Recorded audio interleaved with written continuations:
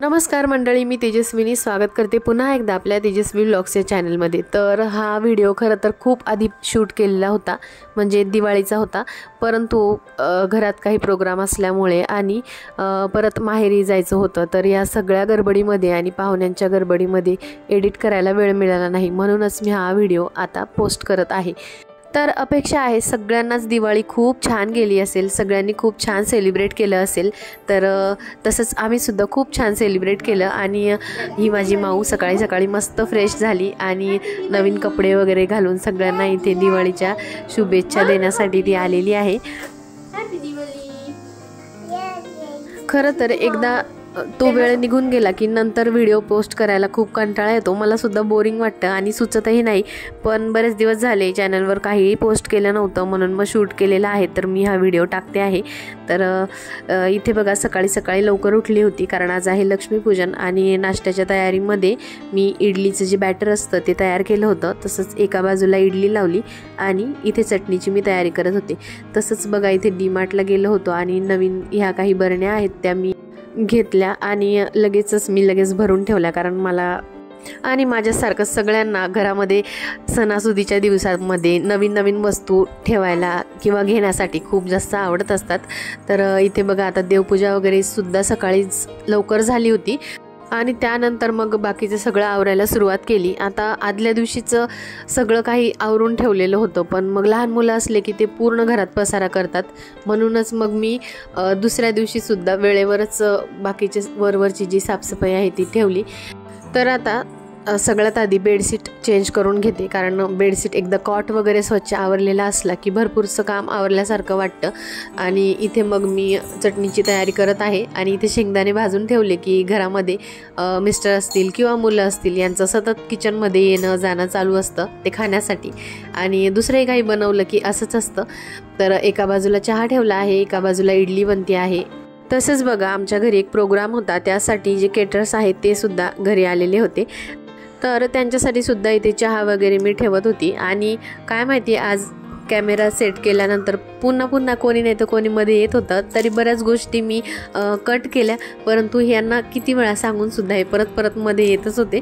तर असो, सकाळी जेव्हा देवपूजा केली तेव्हाच हे जे पितळाची काही तांब्या किंवा मग आपली समई असते ते असे छोट्या छोट्या गोष्टी मी छान धुवून क्लीन करून ठेवल्या होत्या, आणि त्याच्याचमुळे मेहंदीचा जो कलर आहे तो थोडासा लाईट झाला। आणि ही मेहंदी जी आहे ती इतकी काही प्रोफेशनल मला जमत नाही, पण मी हे ट्राय केलेली आहे आणि खूप वर्षांनंतर काढली तरी सुद्धा भरपूर त्या मानाने छान जमली। पण हा इन्स्टंटवाला कोन होता त्यामुळे ती फारशी रंगली नाही, जेव्हा काढली होती त्यावेळेस थोडा कलर छान दिसत होता, पण पाण्यामध्ये काम केल्यानंतर तो थोडा लाईट झाला। खूप वर्षांनंतर मेहंदी काढायला घेतली आणि म्हणजे आधी थोडे जमायची, पण आता बरेच वर्ष झाले मेहंदीच काढली नव्हती, तर असं वाटत होतं की हातच वळणार नाही, पण त्या मानाने भरपूर छान जमली। आणि फक्त कलर आला नाही त्यामुळे ती डिझाईन इतकी उठून दिसत नाहीये, कारण लहान मुलं असले की आपल्याला मेहंदी काढल्याबरोबर लगेचच धुवावी लागते किंवा मग ते मध्ये येत असतात, म्हणूनच मग इतके वर्ष झाली मेहंदी काढलीच नव्हती। आणि काढलीच तर मग साधा असा एक गोळा गोल गोल काढून घ्यायचा, जशी आपली आई वगैरे काढते तसं। तर आज थोडंसं ट्राय केलं, म्हटलं चला काढून बघूयात, आणि छान जमली।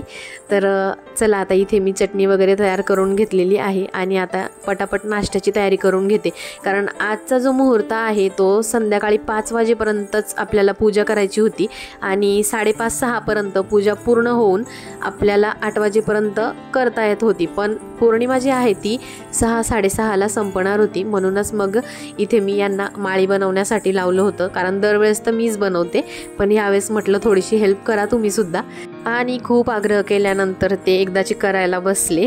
तर चला तेवढीच थोडीशी मदत होऊन जाते। तर इकडे जे आहे मी तांदळाची खीर बनवली आहे, जी महालक्ष्मी मातेला नैवेद्यासाठी दाखवली जाते आणि देवीला ती खूप आवडते असं म्हणतात। तर इकडे रशी झालेली आहे आणि इकडे पुरण शिजतं आहे। तर पुरण जे आहे ते मी आज फक्त कुकरमध्येच बनवलं, जास्त भांडे न भरवता। तर एकाच भांड्यामध्ये पूर्ण पुरण माझं रेडी झालं आणि खूप कमी भांडी निघाली. तसंच दिवाळीचं फराळ जे आहे ते जास्त काहीच बनवलं नव्हतं, कारण ऑलरेडी खोकला आहे आणि तुपट तेलकट आमच्या घरात गोडही कोणाला आवडत नाही.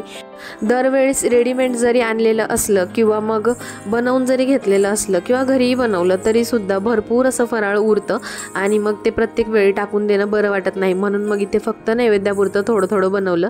त्यामध्ये माऊची थोडी थोडी लडबुड चालूच होती आणि चिवडा जो आहे तो मला पोह्यांचाच आवडतो आणि म्हणूनच मग मी तो चालू थोडासा नैवेद्यापुरता बनवला, कारण हा जो चिवडा आहे तो गरम गरम बनवल्यावरच छान लागतो.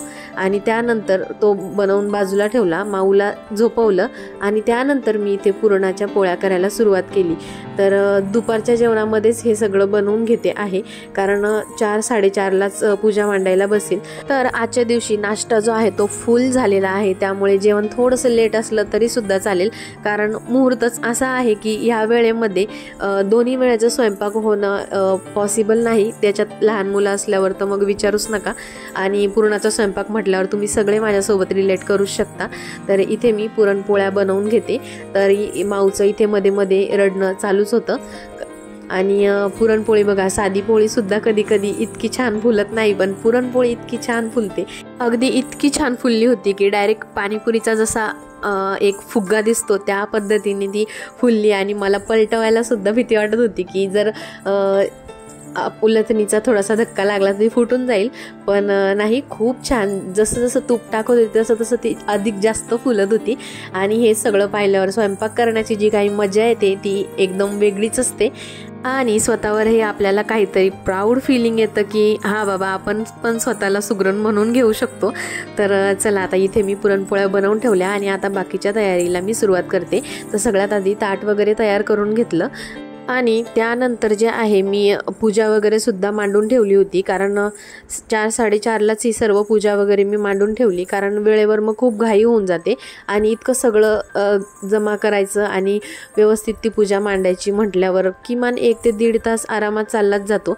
आणि यावेळेस मी खूप साधं सिंपलच केलं होतं, कारण माऊ जी आहे ती खूप जास्त आगाऊ आहे आणि इतकं पूजा मांडत असताना पण ती परत मध्ये जायची आणि हे जे माठ ठेवलेले आहे त्यामध्ये जे बत्ता आहे ते उचलून घ्यायची. काही उचलून तिचं खाणं चालू होतं, कुठे काही सांडवणं चालू होतं, पण तसंच पटापट मग थोड्याशा जागेमध्ये जितकं छान करता येईल तितका मी प्रयत्न केलेला आहे. आणि अशा पद्धतीने छोटीशी अशी मी पूजा मांडली. तर पूजा मांडतानाचा कुठला शूट मी केला नाही, कारण सर्व पसारा, सगळ्या वस्तू मी हॉलमध्ये आणून ठेवलेल्या होत्या आणि मुलांचंही मध्ये गुडगुडू लुडबुड चालूच होती, त्यामुळे मग मी ते सगळं काही शूट केलं नाही आणि डायरेक्टली तुम्हाला मी पूजा दाखवते आहे. कारण व्हिडिओ सुद्धा लेट पोस्ट केलेला आहे, त्यामुळे मला सुद्धा इतकाही काही इंटरेस्ट येत नाही, पण शूट केलेला आहे म्हणून मग मी तुमच्यासोबत शेअर करत आहे. तर हे बघा, अशा साध्या पद्धतीने मी इथे पूजा मांडली आणि रांगोळी सुद्धा खूप सिंपल साधीच काढलेली होती, कारण जेव्हा मी रांगोळी काढायला बसते तेव्हा लगेच माऊला यायचं असतं आणि तिलाही रांगोळी काढायची असते, तसंच ती पुसून पण टाकते. म्हणून मग फक्त साधी अशी गायत्री पद्म रांगोळी किंवा मग लक्ष्मी हृदय रांगोळी असं सुद्धा या रांगोळीला म्हटलं जातं. तर मोस्टली ही महालक्ष्मीच्या पूजेमध्ये काढली जाते, म्हणूनच मग मी ही रांगोळी आज काढली, कारण सिंपल आहे आणि पटकन सुद्धा होते. तर चला, आता पटापट दरवाजामध्ये दिवे वगैरे लावून घेऊ. पूजा वगैरे सर्व करून झालेली आहे आणि हे बघा, जसं मी तुम्हाला म्हटली ना की स्वस्तिक काढलं होतं ते पण लगेच पुसून टाकलं, म्हणूनच मग मी जास्त मेहनत करत बसली नाही, कारण की मग आपण इतकं सगळं तयार करा आणि मग लगेच खराब केल्यावर खूप मूड खराब होतो. आणि इथे ना मी कुंडी वगैरे पण नवीन घेतली होती, जी आपले राजस्थानी जे आर्ट असतं त्यामध्ये जी कलर केलेली होती आणि दिवाळीसाठीच मी ती नवीन बाय केली. तर बघा, इथे मस्त तुळस वगैरे लावली आणि अशा पद्धतीने घराचं जे प्रवेशद्वार आहे ते थोडंसं सिंपल अशा पद्धतीने थोडंफार सजवलं होतं आणि खरंच खूप छान पद्धतीने आजची पूजा झाली. त्यानंतर आम्ही मस्त फटाके वगैरे वाजवले आणि भरपूर असा फोटोशूट केला. तर चला, अशाच पद्धतीने तुम्ही पण दिवाळी छान एन्जॉय केली असेल अशी अपेक्षा आहे. तर आजचा व्हिडिओ इथेच थांबवते. व्हिडिओ आवडला असेल तर व्हिडिओला लाईक, शेअर आणि चॅनलला सबस्क्राईब करा. उद्या पुन्हा भेटूयात एका नवीन व्हिडिओसोबत. तोपर्यंत बाय बाय.